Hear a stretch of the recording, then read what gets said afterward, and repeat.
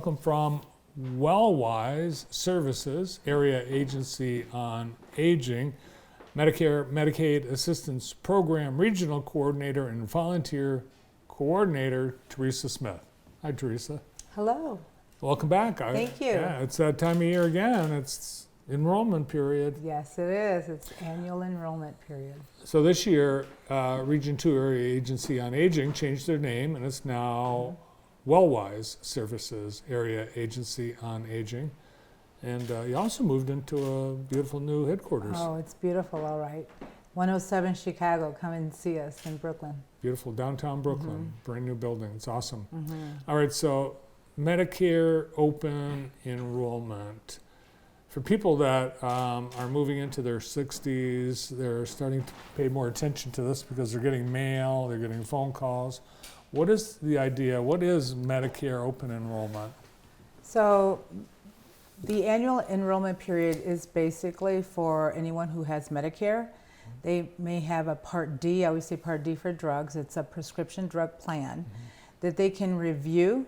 It's their opportunity to look at their plan, see if all their prescriptions are still in formulary, and maybe there's something that they can get that's going to cost them less.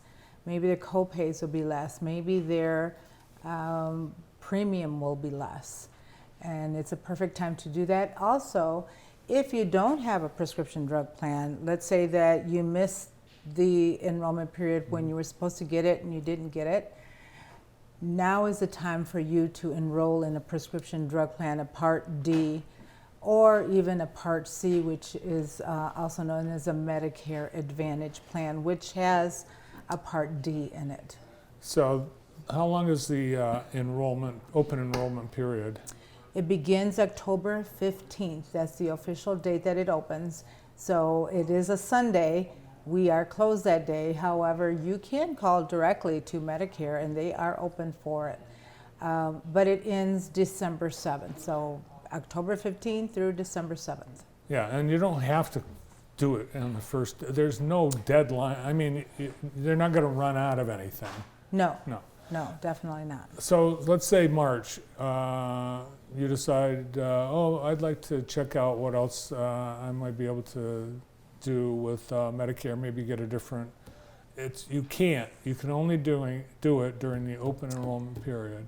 Correct. If the only way that you could get it at another time would be if you're eligible for the extra help, which is a whole different, it's a lower income subsidy and you have to definitely qualify for it financially.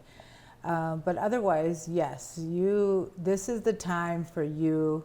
If you have a Medicare prescription drug plan, please give us a call. We're going to be objective. We have plenty of counselors available.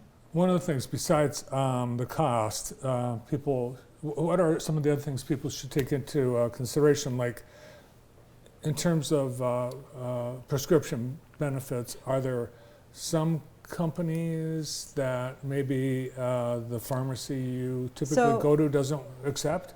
Okay, so prescription drug plans basically are pulled by your prescription itself. Mm-hmm. So prescriptions are based on tiers. Your tier 1 and 2 are your basic generic prescription drugs. It goes to a tier 5, which a tier 5 could be a brand new drug that just came on the market. It might have a patent of 20 years or more. And then you have your tiers 3 and 4, which could be your inhalers, it could be your insulins, it could be any pain medication or a brand name drug with a patent of less than 10 years. And once you have a prescription that's in tier 3, 4, or 5, if you have a deductible with your prescription drug plan, it will come into play automatically. But if all your prescription drugs are in tiers 1 and 2, which are your basic generic prescriptions, then you won't have to worry about your deductible with that prescription drug plan. So here's what happened to me a couple weeks ago. I went to the pharmacy and I said, my eye doctor wants me to use these eye drops. Oh, well, they're not covered by anyone. And plus, they're $600 a month. So are you going to encounter things like that? Do you need to do research ahead of time to see what prescriptions you have, how much they cost, and what places are going to cover them? So what I always say, if a doctor gives you a new prescription, always ask them, is this, because they're worried about your health. They're not concerned about where you're going to get it and how much you're going to pay. Right. So ask them, do you have samples that I could use? And because maybe it's not, even once you pick it up, maybe it's not going to work for you. And ask if there's any pharmacies. Sometimes the pharmacies, again, the prescription drug plan will also pull based on the prescription and the pharmacy. So you'll want to make sure that your pharmacy is a preferred pharmacy rather than a network pharmacy.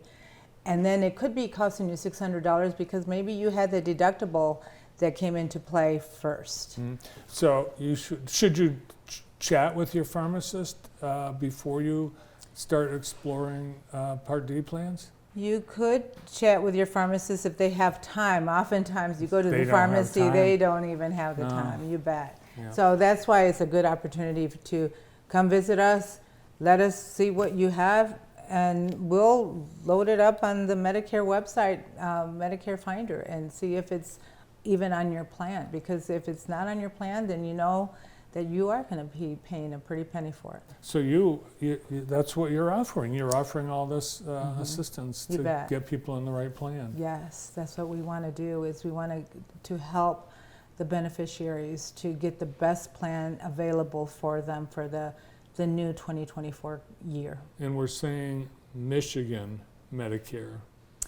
Yes, we are trying to say we want to go with Michigan Medicare Medicaid Assistance Program rather than just Medicare Medicaid Assistance Program. We do want to say Michigan Medicare Assistance Program, not to mean that we're not helping you if you have Medicaid, but we prefer to help you if you have Medicare and or Medicaid. So we've got Part D. What are the other parts? You have A and B, of course, is your Medicare card, The A main thing. and B, right? Your Part D, I say, is for drugs. And then your Part C is also a Medicare Advantage plan.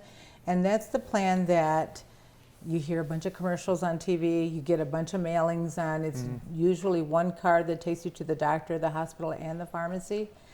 And it has a ton of benefits. Sometimes you have some dental, some vision, some hearing. And when I say some, I don't mean just, it could be 2 dental cleanings, it could be just 1 dental cleaning in a year. So it's really important to look at those plans carefully.